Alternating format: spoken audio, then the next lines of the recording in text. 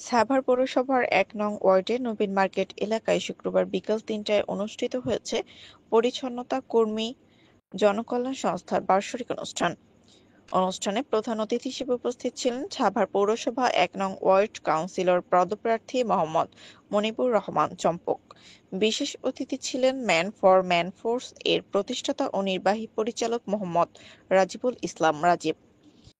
এছাড়া উপস্থিত ছিলেন সংগঠনের প্রতিষ্ঠাতা চেয়ারম্যান মোহাম্মদ সুলতান শেখ, সমাজসেবা অধিদপ্তর মোহাম্মদ শওকত সাগর এবং সংগঠনের অন্যান্য সদস্যবৃন্দ। সংগঠনের পক্ষ থেকে জানানো হয়, সাভার উপজেলার সর্বস্তরের জনগণের সহযোগিতায় ক্লিন ঢাকা, পরিচ্ছন্ন সাভার গড়ে তুলতে এ অনুষ্ঠান একটি গুরুত্বপূর্ণ পদক্ষেপ হিসেবে বিবেচিত হবে। ইনশাআল্লাহ এই সমাজে আমরা সবচেয়ে তাদের কাছে ঋণী যারা সুইপারের কাজ করে। তৃণমূল পর্যায় থেকে প্রত্যেকটা জনগণকে আমি বলতে চাই, কেউ কারোর সাথে অন্যায় করতে পারবে না বা অন্যায় করতে আমি দিব না। স্কুলে পড়তাম, একজন স্যার ছিলেন, এখনো আছে, তিনি প্যারিস স্যার জিল্লুর রহমান সাহেব, তিনি এখনো পড়ান, এখনো আছে। আমি যখন ক্লাস 7-এ কি 8-এ পড়ি, তখন একটা ক্লাসে, তার বাংলা সেকেন্ড পেপার ক্লাসে, সে আমাকে বলছিলেন, আমাকে না আমাদেরকে বলছিলেন আর কি, ক্লাসে বলছিলেন, আচ্ছা বলো তো দেখি এই সমাজের ভিতরে কে সবচেয়ে উৎকৃষ্ট মানের বা যার দ্বারা আমরা সবচেয়ে বেশি ঋণী।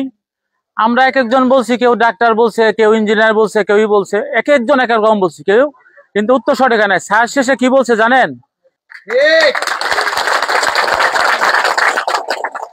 সেদিন থেকে ওই কথাটা আমি অনেক চিন্তা ভাবনা করছি। সে আমাকে বলছে, ও আমাদেরকে বলছে, দেখো যে একটু আগে রাজীব ভাই বললো, আমাদের ইব্রাহিম ভাই বলছেন, আরো যারা আছেন, যে একটা সমাজের যদি 7 দিন আপনারা কাজ না করেন তাহলে সমাজের অবস্থানটা কি হবে।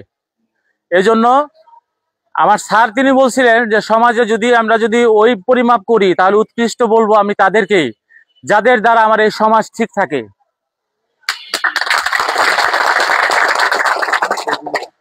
আর আমি মনিবুর রহমান চম্পক, আমাকে হয়তো অনেকে চিনেন।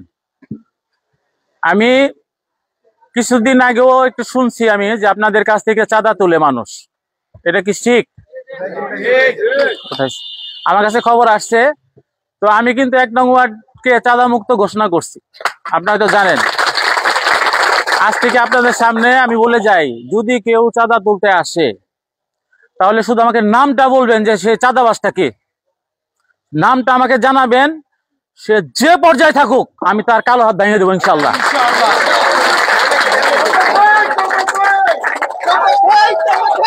আর আপনারা যে বলতেছেন যে আপনাদের অধিকার ফিরে পেতে চান, এই সমাজে আপনারা যেহেতু আমার স্যার বলছেন, আমিও মনে বিশ্বাস করি আপনারা উৎকৃষ্ট শ্রেণীর মানুষ, সবচেয়ে আপনারা আলোকিত মানুষ। আপনারা কিসের আন্দোলন করবেন? আপনাদেরকে সম্মান দিতে হবে এই সমাজের সবাইকে।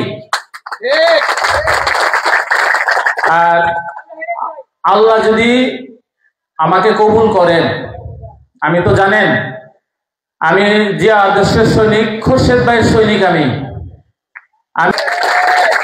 আমি নিজে অন্যায় করব না, কাউকে করতে দিব না, এটা আমার স্লোগান।